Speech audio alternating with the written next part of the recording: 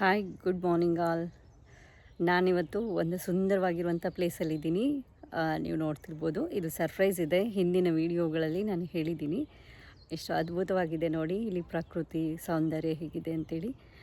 ನಿಜವಾಗ್ಲೂ ಎಲ್ರಿಗೂ ಒಂದು ಮೆಸೇಜ್ ಕೊಡೋದೇನು ಅಂತ ಹೇಳಿದ್ರೆ, ನಾವು ಮನುಷ್ಯರು ಯಾವಾಗಲೂ ಏನು ಮಾಡ್ತೀವಿ ಅಂತ ಹೇಳಿದ್ರೆ, ನನಗೇನು ಸಿಕ್ಕಿದೆ, ನನಗೇನಿಲ್ಲ, ನನ್ನ ಹತ್ರ ಏನಿಲ್ವೋ ಅದ್ರ ಬಗ್ಗೆನೇ ಯೋಚನೆ ಮಾಡ್ತಿರ್ತೀವಿ.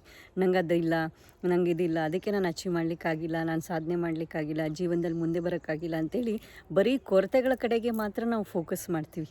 ನನಗೆ ಹೀಗಿಲ್ಲ, ನಮ್ಮ ತಂದೆ ತಾಯಿಗಳು ಶ್ರೀಮಂತರಿಲ್ಲ, ನಂಗೆ ಒಳ್ಳೆ ಎಜುಕೇಷನ್ ಸಿಕ್ಕಿಲ್ಲ, ನಂಗೆ ಇಂಗ್ಲೀಷ್ ಬರೋದಿಲ್ಲ, ನನಗೆ ಫಿನಾನ್ಷಿಯಲಿ ನಾನು ಸರಿ ಅಂದರೆ ನಾನು ಫಿನಾನ್ಷಿಯಲಿ ಫಿಟ್ ಇಲ್ಲ, ಈ ಥರದ್ದೇ ಯೋಚನೆ ಮಾಡ್ತಾ ಇರ್ತೀವಿ. ಆ್ಯಕ್ಚುಲಿ ಹೇಳಬೇಕಾಗಿರೋದೇನು ಅಂತ ಹೇಳಿದರೆ, ಪ್ರಕೃತಿನ ನೋಡಿದರೆ ನಾವು ನಮ್ಮ ವೀಕ್ನೆಸ್ಸು, ನಮ್ಮ ಕಮಜೋರಿಗಳನ್ನು ಗಮನ ಕೊಡೋದನ್ನು ನಾವು ಬಿಟ್ಟಾಗ ಜೀವನದಲ್ಲಿ ಮುಂದೆ ಬರಲಿಕ್ಕೆ ಸಾಧ್ಯ ಇದೆ ಅಂತ ಅನಿಸುತ್ತೆ. ಯಾಕೆಂದರೆ ಈ ಪ್ರಕೃತಿನಲ್ಲಿ ನೋಡಿ, ಇಲ್ಲಿ ಸೀಸನ್ ವೈಸ್ ಹೇಗೆ ಅಂತೇಳಿ ಮಳೆಗಾಲ, ಚಳಿಗಾಲ, ಬೇಸಿಗೆಗಾಲ, ಯಾವುದೇ ಕಾಲ ಬಂದ್ರೂ ತನ್ನನ್ನು ತಾನು ಅದಕ್ಕೆ ಏನು ಮಾಡುತ್ತೆ ಅಂದರೆ ಅಡ್ಜಸ್ಟ್ ಮಾಡ್ಕೊಳ್ಳುತ್ತೆ.